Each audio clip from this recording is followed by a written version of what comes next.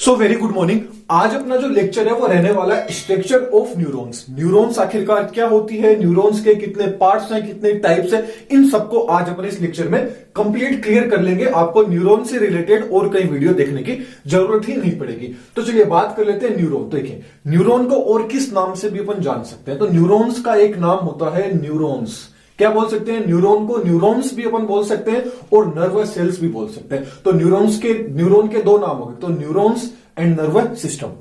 मतलब ये nervous system का पार्ट है। न्यूरॉन्स क्या है? एक नर्वस सिस्टम का पार्ट है और इसको क्या बोलते हैं? नर्वस सेल्स भी बोला जाता है। किसको? न्यूरॉन्स को। ओके, अब न्यूरॉन्स क्या होती है? ये जो न्यूरॉन है ये क्या होती है? जो अपना ब्रेन होता है, ये अपनी जो नर्वस सिस्टम है उसकी फंडामेंटल यूनिट होती है। न्यूरॉन क्या है? आपसे शॉर्ट नोट में क्वेश्चन आ जाएगी, what is the neuron? Neuron आखिरकार है क्या? तो न्यूरॉन क्या है? अपना जो ब्रेन है एंड जो नर्वस सिस्टम है इसकी क्या है भाई? फंडामेंटल यूनिट है। कौन? न्यूरॉन। ओके, अब न्यूरॉन का फंक्शन पूछ लिया जाए कि न्यूरॉन क्या काम करती है।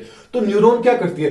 कोई भी सिग्नल आता है उस सिग्नल को रिसीव करती है और उस सिग्नल को क्या करती है? ट्रांसमिट करती है। कहां करती है? बॉडी के डिफरेंस पार्ट के अंदर। क्या करती है? न्यूरॉन्स होती हैं वो क्या करते हैं? किसी भी सिग्नल्स को क्या कर सकते हैं? रिसीव कर सकते हैं या उसको ट्रांसमिट कर सकते हैं। कहां करते हैं? बॉडी के डिफरेंस जो पार्ट्स होते हैं उनको क्या करते हैं भाई? रिसीव ले भी सकते हैं सिग्नल्स के रूप में एंड रिसीव भी कर देते हैं, ट्रांसमिट भी कर देते हैं। तो ये था न्यूरॉन के ऊपर थोड़ा सा बेसिक कि आखिरकार न्यूरॉन है क्या, इसके बारे में अपन ने देख लिया। अब अपन न्यूरॉन के पार्ट्स देख लेते हैं। तो न्यूरॉन्स के दो पार्ट्स होते हैं। कौन कौन सा होता है? एक तो होगी सेल बॉडी, दूसरा हो गया नर्व प्रोसेसेस। क्या हो गया? Nerve processes. अब नर्व प्रोसेसेस होते हैं ना, इसके भी तीन पार्ट्स हैं। कौन कौन से आ गया? एक्सोन आ गया, डेंड्राइट्स आ गया और कलेटरल्स आ गया। क्या आ गया? कलेटरल्स आ गया। तो ये तीन पार्ट्स किसके होंगे? न्यूरॉन्स, इसके नर्व प्रोसेस के। ओके, अब बात कर लेते हैं one by one nerve body. देखिए आपने कई बार ये देखा होगा कि न्यूरॉन्स के पार्ट्स आप देखोगे ये सर क्या बता रहे हैं, एक्स्ट्रा में क्या बता दिया, क्योंकि आपने जब भी आपने पढ़ा होगा तो आपने न्यूरॉन के तीन पार्ट्स देखे होंगे। एक तो सेल बॉडी देखा होगा, एक एक्सोन देखा होगा, एक डेंड्राइट्स देखा होगा। सही है, ये तीन ही देखे होंगे। लेकिन थोड़ा सा अपने एडिशनल लेवल पर, थोड़ा सा आगे वाले लेवल पे चले, अब करें तो नर्वस जो cell body and nerve processes, ये दो पार्ट्स होते हैं और नर्व प्रोसेसेस का ही जो एक्सोन एंड डेंड्राइट्स एंड कोलेटरल्स, ये तीन पार्ट्स किसके होते हैं? नर्व प्रोसेसेस के होते हैं। यदि आप लिखना चाहो तो ऐसे भी लिख सकते हैं, कोई प्रॉब्लम नहीं है कि न्यूरॉन्स के तीन पार्ट है। कौन कौन से? सेल बॉडी हो गया, एक्सोन हो गया एंड डेंड्राइट्स हो गया। ओके, कोई प्रॉब्लम नहीं है, ये बस थोड़ा सा मैंने अलग बता दिया। तो चलिए बात कर लेते हैं सबसे पहले सेल बॉडी की, कि सेल बॉडी है क्या। तो सेल बॉडी का भी कुछ अलग नाम है, जिसको साइटोन भी बोल देते हैं, सोमा भी बोल देते हैं। ये क्या हो गया? सेल बॉडी के अदर नाम हो गए। इसके बाद में याद रखिएगा, जो सेल बॉडी का जो साइटोप्लाज्म होता है, सेल बॉडी के साइटोप्लाज्म में निसेल बॉडीज प्रेजेंट होती है। कौन सी भी? क्या? जो सेल बॉडी होती है जिसको अपन क्या बोलते हैं? साइटोन भी बोल सकते हैं, सोमा भी बोल सकते हैं, हर जगह अलग अलग नाम हो सकता है। तो साइटोन, सोमा या सेल बॉडी का जो साइटोप्लाज्म होता है, इसका खुद का जो साइटोप्लाज्म है उसमें निसेल बॉडी क्या होती है? प्रेजेंट होती है। निसेल कण क्या होते हैं? प्रेजेंट होते हैं। और ये निसेल्स कण होते हैं, ये जो निसेल्स बॉडी है ये किसकी बनी होती है? ये मेडअप होती है राइबो न्यूक्लियोप्रोटीन। किसकी बनी होती है? Ribo nucleoprotein. कई बार पूछ लिया जाता है कि जो निसेल बॉडी होती है ये किससे मिलकर बनी होती है? तो ये मेडअप होती है न्यूक्लियोप्रोटीन से। किसको? राइबो न्यूक्लियोप्रोटीन से होती है। अब बात आ जाता है कि राइबो न्यूक्लियोप्रोटीन का क्या, इसकी रिस्पॉन्सिबिलिटी क्या है? किस चीज में रिस्पॉन्सिबल है राइबो न्यूक्लियोप्रोटीन? तो ये रिस्पॉन्सिबल होता है प्रोटीन सिंथेसिस के अंदर। पूछ लिया जाए कि राइबो न्यूक्लियोप्रोटीन किस चीज में रिस्पॉन्सिबल है, तो ये प्रोटीन का सिंथेसिस करता है। किसके अंदर? जो न्यूरॉन है, न्यूरॉन की जो सेल बॉडी है उसके साइटोप्लाज्म में क्या प्रेजेंट होती है? निसेल बॉडी होती है। और ये जो निसेल बॉडी होती है ये किसकी बनी होती है? Ribo nucleoprotein. और राइबो न्यूक्लियोप्रोटीन किस चीज को लिए रिस्पॉन्सिबल है? तो ये प्रोटीन सिंथेसिस के लिए क्या होता है? रिस्पॉन्सिबल होता है। That's clear. अब ये जो साइटोप्लाज्म होता है ना, इस साइटोप्लाज्म में और क्या क्या प्रेजेंट हो सकता है? निसेल बॉडी के अलावा इसमें माइटोकॉन्ड्रिया भी प्रेजेंट देख सकते हैं आप, राइबोसोम भी आपको इसमें देखने को मिल जाएगा, एंडोप्लाज्मिक रेटिकुलम भी देखने को मिल जाएगा, गोल्जी बॉडी भी देखने को मिल जाएगा, इसके साथ में लाइसोसोम मिल, और भी बहुत सारी चीजें हैं वो आपको साइटोप्लाज्म में देखने को मिल जाएगी। किसकी? सेल बॉडी की। ये तो बात कर ली अपन ने सेल बॉडी की। तो चलिए अब बात कर लेते हैं जो नर्व प्रोसेसेस था, इसकी बात करें तो इसके तीन पार्ट्स अपन ने देखे थे, एक्सोन, डेंड्राइट्स एंड कोलेस्ट्रॉल। अब देखिए, अब अपन बात करें एक्सोन की, तो जो एक्सोन होता है ना, एक्सोन के चारों ओर एक मेम्ब्रेन पाई जाती है। एक्सोन होता है, इसके चारों ओर ये जो एक्सोन है ये न्यूरॉन का क्या है भाई? डायग्राम, इसको अपन डिटेल में देखेंगे आगे। एक्सोन का जो ये जो आप एक्सोन देख रहे हैं, इस एक्सोन के चारों ओर क्या रहती है? एक लेयर पाई जाती है। मतलब एक लेयर पाई जाती है, एक मेम्ब्रेन पाई जाती है, प्लाज्मा मेम्ब्रेन प्रेजेंट होती है। इस प्लाज्मा मेम्ब्रेन को वैसे तो नॉर्मली अपन क्या बोलते हैं, कोई भी लेयर होती है कोई भी सेल के, उसको प्लाज्मा मेम्ब्रेन बोल देते हैं। लेकिन एक्सोन की खुद की एक मेम्ब्रेन होती है, प्लाज्मा मेम्ब्रेन बोले, खुद की एक मेम्ब्रेन होती है जिसको एक्सोलेमा बोलते हैं। क्या बोलते हैं? आपसे एक क्वेश्चन पूछ लिया जाए कि भाई जो एक्सोन, जो न्यूरॉन होती है, न्यूरॉन की खुद की एक प्लाज्मा मेम्ब्रेन होती है ना, न्यूरॉन की खुद की एक मेम्ब्रेन होती है, उसको क्या बोलेंगे? तो उसको बोलेंगे एक्सोलेमा, क्योंकि एक्सो तो क्या हो गया, एक्सोन से आ गया, लेमा क्या हो गया, प्लाज्मा मेम्ब्रेन से आ गया। तो क्या बोलेंगे? एक्सोलेमा बोलेंगे। किसकी मेम्ब्रेन को? एक्सोन की मेम्ब्रेन के जो चारों तरफ मेम्ब्रेन पाई जाती है उसको क्या बोलेंगे? एक्सोलेमा। अब जो एक्सोन होता है ना, एक्सोन का जो साइटोप्लाज्म होता है ना, अब उसको क्या बोलेंगे? ऐसा थोड़ी है कि साइटोप्लाज्म तो सबका है, लेकिन एक्सोन के साइटोप्लाज्म का एक स्पेशल नाम है जिसको एक्सोप्लाज्म बोलते हैं। इसी के नाम पे हो गया, एक्सो तो हो गया एक्सोन से और प्लाज्मा हो गया साइटोप्लाज्म से, तो इसका क्या हो गया? एक्सोप्लाज्म हो गया। तो एक्सोन का साइटोप्लाज्म खुद का होता है, उसका नाम क्या है? एक्सोप्लाज्म होता है। अब जो एक्सोन होता है, मतलब ये जो एक्सोन होना, एक्सोन के अंदर जो निसेल बॉडी होती है ये क्या होती है? अब्सेंट होती है। एक्सोन के अंदर निसेल बॉडी अब्सेंट होती है, जबकि जो सेल बॉडी होती है, न्यूरॉन की जो सेल बॉडी है उसमें निसेल बॉडी प्रेजेंट होती है, जबकि न्यूरॉन का खुद का जो एक्सोन वाला पार्ट है इसके अंदर निसेल बॉडी अब्सेंट होती है। बट इसके अंदर माइटोकॉन्ड्रिया एंड जो न्यूरोफाइब्रिल्स है ये क्या होते हैं? प्रेजेंट होते हैं। किसके अंदर?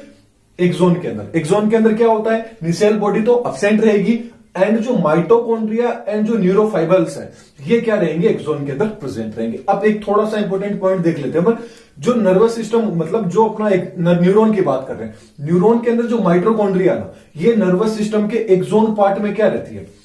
जो न्यूरॉन है, न्यूरॉन का ये जो एक्सोन वाला पार्ट है, इस एक्सोन वाले पार्ट के अंदर क्या होता है? जो माइटोकॉन्ड्रिया प्रेजेंट है, ये जो माइटोकॉन्ड्रिया प्रेजेंट है ना, ये माइटोकॉन्ड्रिया सिंथेसिस करता है एक पदार्थ का, एक मैटर का, जिसका नाम है एसाइल कोहेलिन। क्या नाम है? एसाइल कोहेलिन। क्या नाम है? एसिटाइल कोहेलिन नामक पदार्थ होता है, इसका सिंथेसिस करता है, एक्सोन के अंदर प्रेजेंट होता है माइटोकॉन्ड्रिया। तो एक्सोन के अंदर जो माइटोकॉन्ड्रिया प्रेजेंट होती है ना, उसका स्पेसिफिक कार्य क्या हो गया कि वो एसिटाइल कोहेलिन का क्या करती है? सिंथेसिस करती है। ओके, चलिए अब थोड़ी सी अपन एक्सोन की स्ट्रक्चर देख लेते हैं, मतलब पूरे न्यूरॉन सिस्टम की स्ट्रक्चर देख लेते हैं। पूरी न्यूरॉन की स्ट्रक्चर देखें तो देखिए ये न्यूरॉन की स्ट्रक्चर होगी। अब आता है इसको ड्रॉ कैसे करें, तो देखिए ड्रॉ करना थोड़ा सा मैं आपको बता देता हूं। आपको कुछ नहीं करना है, ऐसे किया, ऐसे, ये और ये क्या बन गई? आपकी न्यूरॉन बन गई। ये आपकी क्या बन गई? चलिए एक और ले लेते हैं हम। ये आपकी क्या बन गई भाई? न्यूरॉन बन गई। ये इसके डेंड्राइट्स निकल गए। ये क्या बन गई आपकी भाई? न्यूरॉन। देखिए कितना इजी है, कुछ नहीं करना, ऐसे किया, ऐसे किया, ऐसे किया, ऐसे किया, ये ऐसे किया, ये किया, ये अपनी न्यूरॉन बना दी अपन। ओके, तो ये न्यूरॉन का डायग्राम है। अब न्यूरॉन के अंदर जो अपन ने बात की थी किसकी? बॉडी सेल की। तो ये पूरी की पूरी क्या है? बॉडी सेल है, सेल बॉडी है पूरी की पूरी, जिसको अपन क्या बोल सकते हैं? साइटोन बोल सकते हैं, सोमा बोल सकते हैं। तो ये सेल बॉडी है। इस सेल बॉडी के अंदर क्या क्या प्रेजेंट था? अपन ने बात की थी mitochondria, ribosome, ER, Golgi body and क्या? लाइसोसोम। तो देखिए ये तो क्या है? माइटोकॉन्ड्रिया है। ये क्या है? गोल्जी बॉडी प्रेजेंट है। ये एंडोप्लाज्मिक रेटिकुलम है, इसमें खुद का क्या होता है? न्यूक्लियस होता है। और ये क्या है? डेंड्राइट्स है, जो बाहर निकल रहे हैं ना ये वाले हिस्से, ये क्या है? डेंड्राइट्स है। क्या है? डेंड्राइट्स है, जो ये डेंड्राइट्स है। ओके, अब ये जो न्यूक्लियस है इसके अंदर जो आप ग्रीन कलर के अंदर देख लें, ये क्या है? निसेल बॉडी। अपन ने कहा था ना इसमें निसेल बॉडी क्या होती है? प्रेजेंट होती है। तो ये क्या है? ग्रीन कलर वाले निसेल बॉडी है। अब देखिए बात करें, ये पार्ट तो अपना पूरा का पूरा कौन सा हो गया? सेल बॉडी वाला पार्ट हो गया। जो अपन ने यहां बात की थी वो सारी की सारी चीजें अपन ने यहां देख ली। अब बात करें एक्सोन वाले पार्ट की, तो एक्सोन वाला ये जो पार्ट है, इस पार्ट के अंदर आप देखिए एक रेड कलर की लाइन जा रही है। ये रेड कलर की लाइन होती है ना, इस एक्सोन को क्या करती है? प्रोटेक्ट करती है, जिसको बोलते हैं माइलिन शीट। ये शीट किसकी बनी होती है? माइलिन का आवरण होता है। इसके ऊपर एकदम चिकना चिकना मैटर होता है, जो क्या होता है? इसको बहुत सारे एंजाइम्स वगैरह से क्या करता है? बचाने का काम करता है। ये पूरी की पूरी क्या है? यहां से यहां तक का पार्ट क्या है भाई? एक्सोन। यहां से यहां तक का पार्ट क्या है? एक्सोन। अब इसमें आप ये जो डॉट डॉट देख रहे होंगे बीच में, ये डॉट डॉट है, इनको बोलते हैं स्वान सेल्स। स्वान सेल्स बोलते हैं। क्या बोलते हैं इनको? स्वान सेल्स बोलते हैं। इन स्वान सेल्स का फंक्शन है वो आपको जो पेरिफेरियल नर्वस सिस्टम है ना उससे कुछ लिंक कराता है। तो ये आपको मेरे को कमेंट में बताना है कि क्या स्वान सेल का फंक्शन क्या रहता है? स्वान सेल का क्या फंक्शन रहता है? जल्दी से कमेंट बॉक्स में आप बताइए। इसके बाद में ये जो एक एक जो बॉक्स देख रहे हैं आप, ये एक एक डब्बा है, इन डब्बे के बीच में जो स्पेस होती है, देखिए न्यूरॉन सिस्टम वाला ही है, अब इनके बीच में क्या रहता है, थोड़ा थोड़ा से डब्बा रहता है, ऐसी लिंकिंग रहती है बीच में, ऐसी होती है न्यूरॉन की एक्चुअल स्ट्रक्चर।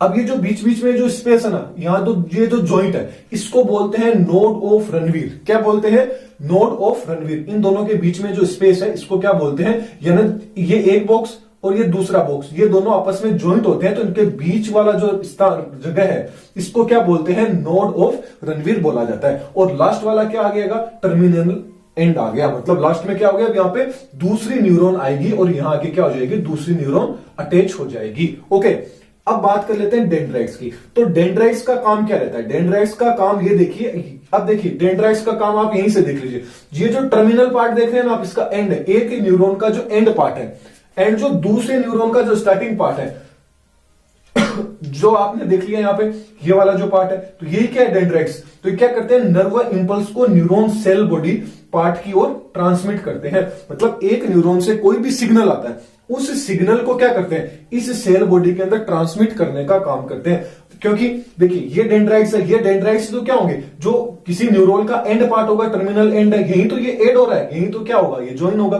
तो इसका सिग्नल जब इसमें जाएगा, तो उसके बीच में सिग्नल लेके कौन जाएगा, डेंड्राइट्स उसका सिग्नल लेके जाएंगे। अब बात आ जाती है कोलेट्रल्स की बात आ जाती है। तो कोलेट्रल्स क्या करते हैं, कोलेट्रल्स क्या होते हैं, जो एक्सॉन वाला पार्ट होता है ना, ये जो एक्सॉन वाला पार्ट देख रहे हैं, ये एक्सॉन वाला पार्ट, यहीं से एक दूसरी क्या होती है, न्यूरॉन निकली रहती है, यहीं से क्या रहती है, एक दूसरी न्यूरॉन। कभी कभी ऐसा नहीं है कि सभी न्यूरॉन्स में रहेगी, कुछ न्यूरॉन्स के अंदर क्या होता है, एक ऐसा और न्यूरॉन निकली रहती है, तो वही क्या होते हैं, कोलेट्रल्स होते हैं। ये भी सेम वही काम करते हैं, क्या करते हैं, जो भी सिग्नल्स आते हैं उनको दूसरे न्यूरॉन तक ले जाने का काम करते हैं। तो ये थी न्यूरॉन के ऊपर एक छोटी सी वीडियो, इसके नोट्स हैं वो आपको टेलीग्राम पे मिल जाएंगे, वहां से आप डाउनलोड कर सकते हैं।